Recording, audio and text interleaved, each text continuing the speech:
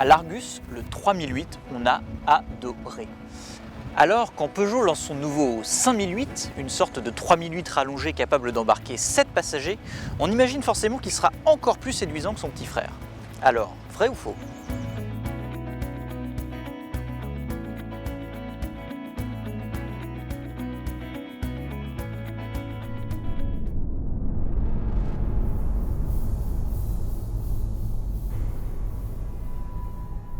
Alors, quand on vous dit que le 5008 est un 3008 rallongé, c'est vraiment le cas puisqu'il mesure 19 cm de plus en longueur, dont 16 cm sur l'empattement, et ça profite directement à l'espace arrière.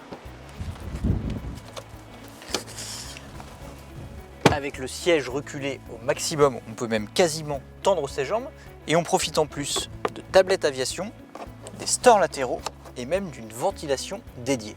C'est royal. Alors le bel espace à l'arrière permet d'avancer suffisamment le second rang pour avoir de l'espace sur les places d'appoint. Alors bien sûr ça reste du dépannage, mais sur ce point le 5008 est un petit peu mieux loti que ses concurrents Skoda Kodiaq et Nissan X-Trail.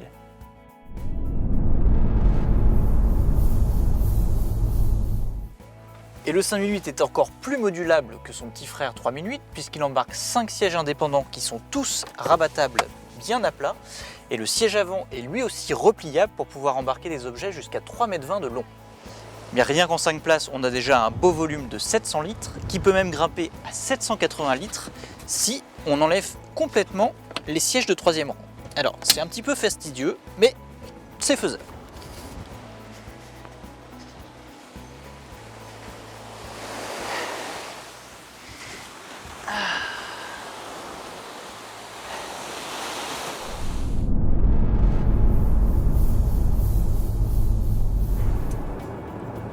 Malgré son gabarit supérieur, le 5008 pèse seulement entre 50 et 60 kg de plus que le 3008.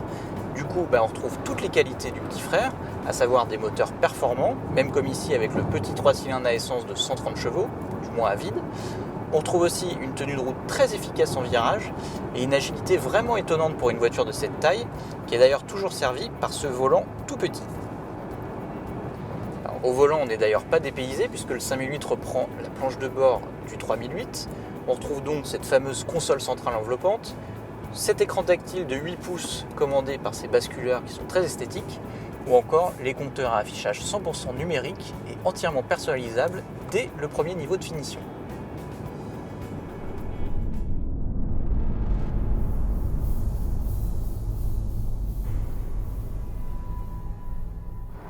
Par rapport au 3008, le 5008 embarque une suspension arrière affermie de 15%.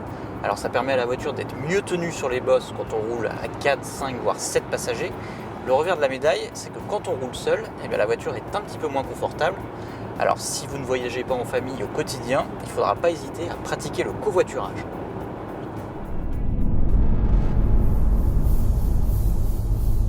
Et oui, malgré son allure de grand SUV et sa garde au sol annoncée à 23 cm, le 5008 ne dispose toujours pas de vraie transmission intégrale comme ses concurrents Skoda Kodiaq ou Nissan X-Trail.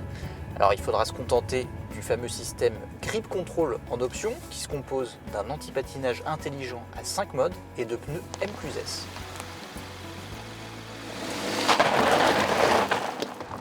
Alors ça permet au moins de prendre quelques chemins de terre comme celui-ci, même si il vaut mieux éviter les bosses, sinon ça secoue, voire de rouler sur la neige en meilleure sécurité.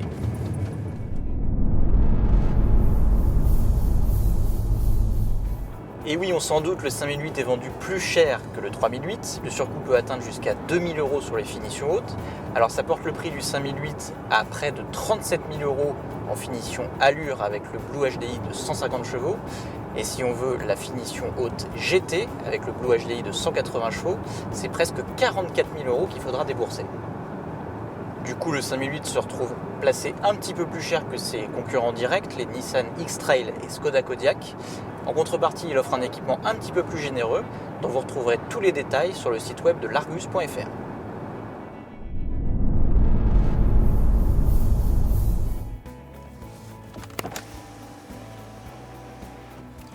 Alors, 5008 ou 3008? Eh bien disons que si vous avez besoin d'un coffre immense ou de 7 places occasionnellement, il faudra bien sûr privilégier le 5008. Maintenant, s'il ne s'agit pas de l'usage principal de la voiture, on peut très bien rester sur le 3008 qui se montre un petit peu plus dynamique à conduire, encore plus confortable et un petit peu plus agréable à regarder. Et avec les 2000 € d'économiser, vous pourrez toujours vous offrir la petite patinette e-Kick qui est vendue 1500 € en accessoires. C'est une petite patinette à assistance électrique qui se recharge sur son support dans le coffre. Et d'ailleurs, je vais tout de suite aller en faire un petit tour.